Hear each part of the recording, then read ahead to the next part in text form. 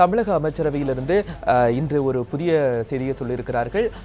பேரறிவாளன் உள்ளிட்ட 7 பேரையும் விடுதலை செய்யப்படும் அப்படின்னு தமிழக அரசு சொல்லியிருக்கிறது. இது குறித்து நம்முடைய செய்தியாளர் நிரஞ்சன் அவரிடம் கேட்கலாம். நிரஞ்சன் வணக்கம். தமிழக அரசு இப்போது ஒரு கடிதம் எழுதியிருக்கிறது தேசியத்திற்கு. ஸோ மத்திய அரசு என்ன மாதிரியான ஒரு பதிலை இதற்கு கொடுக்கும் அப்படின்னு நினைக்கிறீங்க? நிச்சயமாக கோபாலகிருஷ்ணன், அதாவது தமிழக அரசின் இந்த கடிதமானது தற்பொழுது மிகவும் முக்கியத்துவம் வாய்ந்ததாக கருதப்படுகின்றது. ஏனென்றால் உச்ச நீதிமன்றத்தில் இந்த 7 பேரை விடுவிப்பது சம்பந்தமான வழக்கானது நடைபெற்று வந்த பொழுது உச்ச நீதிமன்றம் ஒரு முக்கியமான அப்சர்வேஷன், அதாவது நிரஞ்சன் தொடர்ந்து இணைப்பிலே இருங்க. இது குறித்து அதிமுகவினுடைய பேச்சாளர் சி.ஆர். சரஸ்வதி இணைந்திருக்கிறாங்க, அவங்ககிட்ட கேட்கலாம். மேடம் வணக்கம். அதாவது தமிழக அரசு இப்போது ஒரு சரித்திர முக்கியத்துவம் வாய்ந்த ஒரு முடிவை எடுத்திருக்கிறது. அதாவது பேரறிவாளன் உள்ளிட்ட 7 பேரையும் விடுதலை செய்ய வேண்டும் என்கிற முடிவு. இது எந்த அளவிற்கு சாத்தியமாக இருக்கும் அப்படின்னு நினைக்கிறீங்க?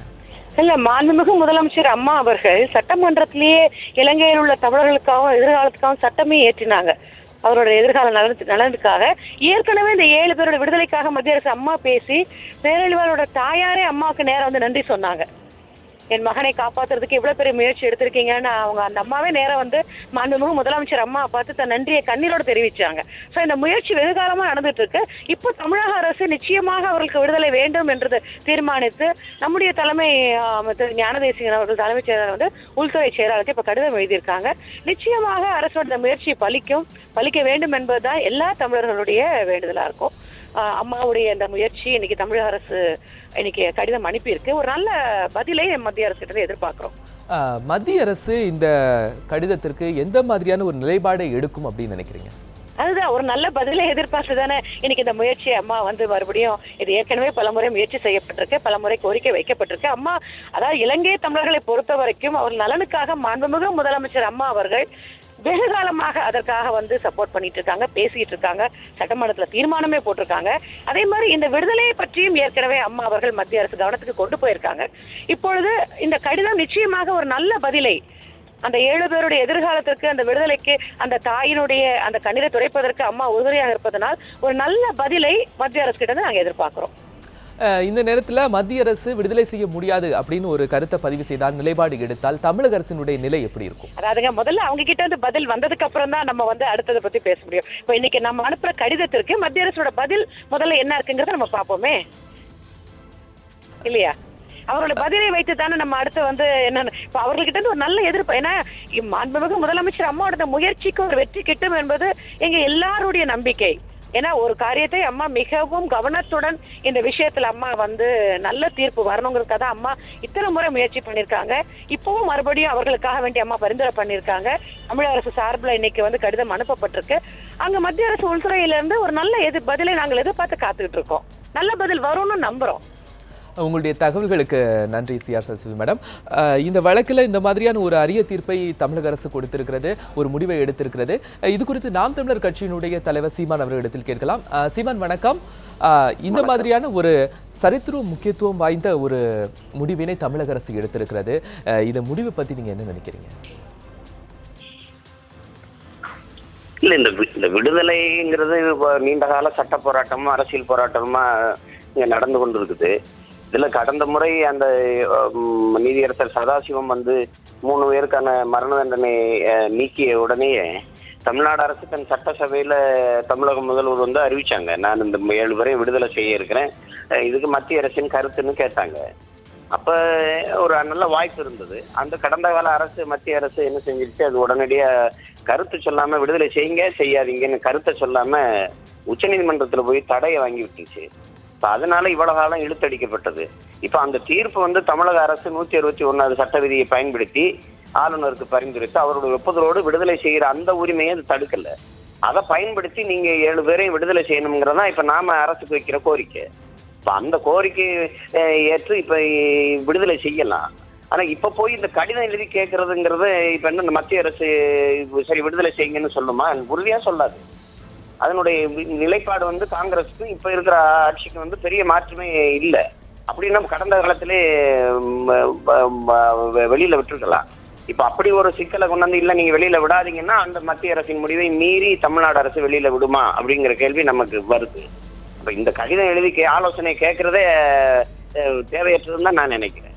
அதாவது தேர்தல் வருவதற்கு ஒரு சில நாட்கள், அதாவது தேர்தல் அறிவிப்பு வருவதற்கு ஒரு சில நாட்களே இருக்கக்கூடிய இந்த காலகட்டத்தில் இந்த மாதிரியான ஒரு விடுதலை முடிவை தமிழக அரசு எடுத்திருப்பது ஒரு தேர்தலுக்காகவும் வரக்கூடிய ஆட்சி மாற்றத்திற்காகவோ ஒரு தேர்தலை முன்னிறுத்தியே இது இருக்குமான்னு நினைக்கிறீங்களா?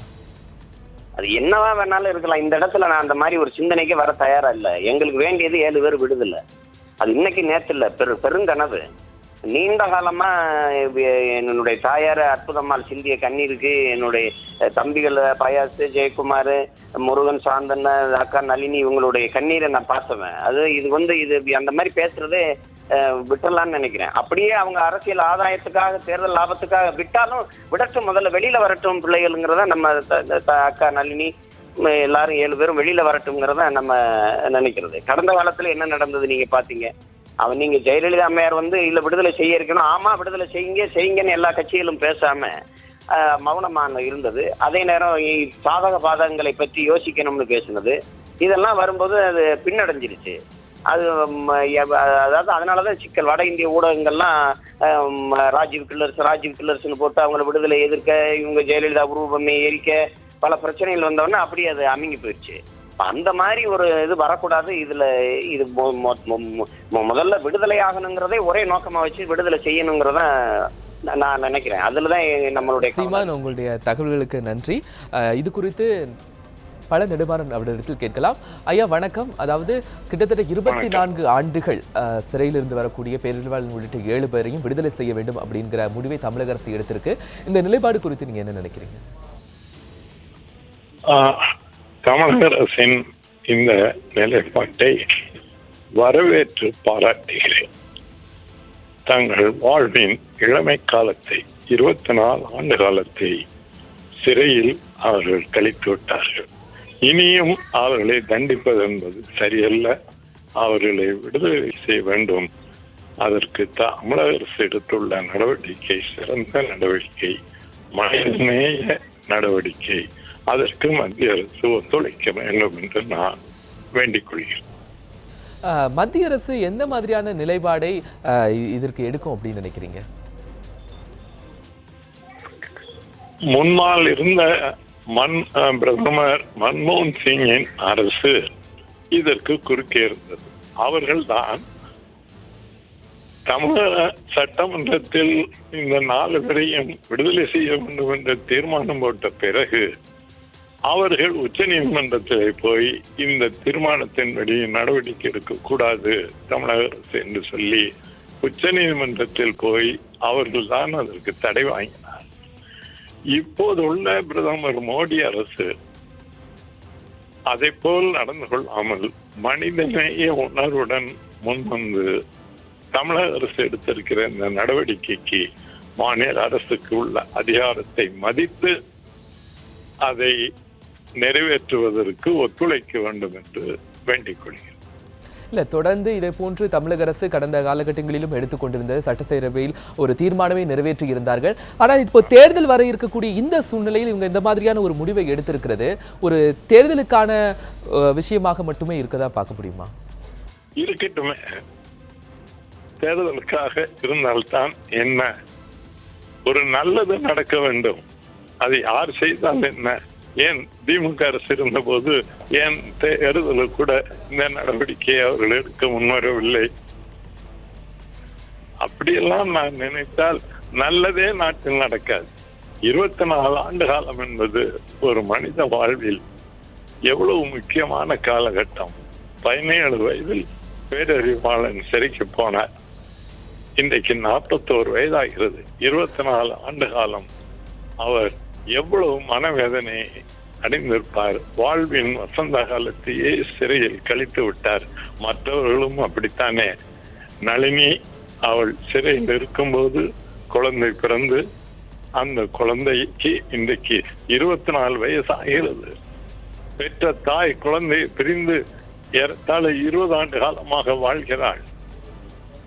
அந்த மகளுக்கு திருமணம் செய்து பார்க்க வேண்டும் என்று நளினியின் கணவர் முருகனும் நினைப்பது தப்பா?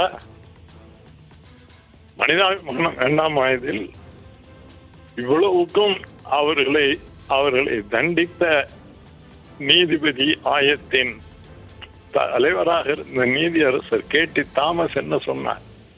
நாங்கள் அந்த தீர்ப்பில் தவறிழைத்து விட்டோம் என்பதை இப்போது சொல்கிறார். புலன் விசாரணையில் ஈடுபட்ட அதிகாரிகள் பல பேரும் தாங்கள் தவறு செய்து விட்டதை இப்போது பகிரங்கமாக சொல்லுகிறார்கள். இவ்வளவுக்கு பின்னாலும் அவர்களை இன்னமும் சிறையில் வைத்துதான் அவர்களை கொடுமைப்படுத்த வேண்டுமா? மகாத்மா காந்தியும் புத்தரும் மகாவீரரும் பிறந்த ஒரு நாட்டில் மனித நேயத்துக்கு இடமில்லை என்று உலகம் பழிக்கும். உலகம் புறாவும் இதை போன்ற பிரச்சனைகளில் மரண தண்டனையே ஒழித்து விட்டார்கள். ஐயா உங்களுடைய தகவல்களுக்கு நன்றி ஐயா. தொடர்ந்து இது குறித்து பேசுவதற்காக கம்யூனிஸ்ட் கட்சியினுடைய மாநில செயலாளர் முத்தரசன் அவர்கள் இணைப்பில் இருக்கிறாங்க, அவங்ககிட்ட கேட்கலாம். முத்தரசன் ஐயா வணக்கம். அதாவது 24 ஆண்டுகளுக்கு பிறகு 7 பேரையும் விடுதலை செய்ய வேண்டும் அப்படிங்கிற ஒரு முடிவை தமிழக அரசு எடுத்திருக்கிறது. இது குறித்து உங்களுடைய கருத்துக்கள் என்ன? 24 ஆண்டு ஏற்கனவே முடிவெடுத்தாங்க. ஏற்கனவே முடிவெடுத்து சட்டசபையிலே தீர்மானம் நிறைவேற்றினாங்க. மத்திய அரசு அது ஏற்கனவே மத்திய அரசு நீதிமன்றத்துக்கு போயிடுச்சு.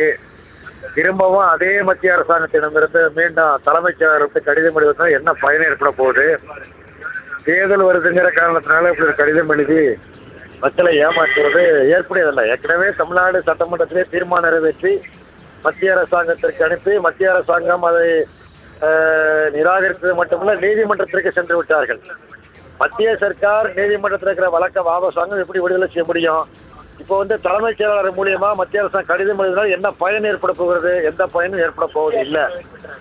தேர்தல் வருது அப்படிங்கிறதுனால தமிழ்நாடு அரசாங்கம் அதிமுக அரசாங்கம் தன்னுடைய கடமையை செய்து விட்டது என்று ஒரு பிரச்சாரத்திற்கு பயன்படுமே தவிர உண்மையில் அந்த 7 தமிழர்களுடைய விடுதலைக்கு பயனளிக்க போவது இல்லை. அப்போ தலைமைச் செயலாளர் மத்திய அரசுக்கு எழுதியிருக்கிற கடிதம்ங்கிறது ஒரு கண்துடைப்பு நாடகம் அப்படின்னு நினைக்கிறீங்களா? தலைமைச் செயலாளர் மத்திய அரசிற்கு எழுதியிருக்கிற இந்த கடிதம் அப்படிங்கிறது ஒரு கண்துடைப்பு நாடகம் அப்படின்னு நினைக்கிறீங்களா? கடிதம் ஒரு தேர்தலுக்காக எழுதப்பட்ட கடிதமா நான் பார்க்கிறேன். ஏற்கனவே சட்டசபையிலே தீர்மானம் போட்டு அவங்க கோர்ட்டுக்கு போய் மத்திய சர்க்கார் தானே கோர்ட்டுக்கு போயிருக்கிறாங்க. அதே மத்திய சர்க்கார திரும்ப கடிதம் எழுதி என்ன செய்யறது? அவங்க நாடாளுமன்றத்தில் அவங்க 37 பேர் நாடாளுமன்ற உறுப்பினர் இருக்கிறாங்க. நாடாளுமன்ற பிரச்சனையை கிளப்பட்டோம். மத்திய அரசாங்கம் உச்ச நீதிமன்றத்தில் போட்டிருக்கிற வழக்கை வாபஸ் வாங்கட்டும் சொல்லி அதிமுக நாடாளுமன்ற உறுப்பினர் நாடாளுமன்ற பிரச்சனையை கிளப்பட்டோம். அதான் சரியானது. கண்டிப்பாயா உங்களுடைய தகவலை பகிர்ந்து கொண்டதற்கு நன்றி. ஒரு சிறிய இடைவேளைக்கு பிறகு 8 மணி செய்திகள் தொடரும்.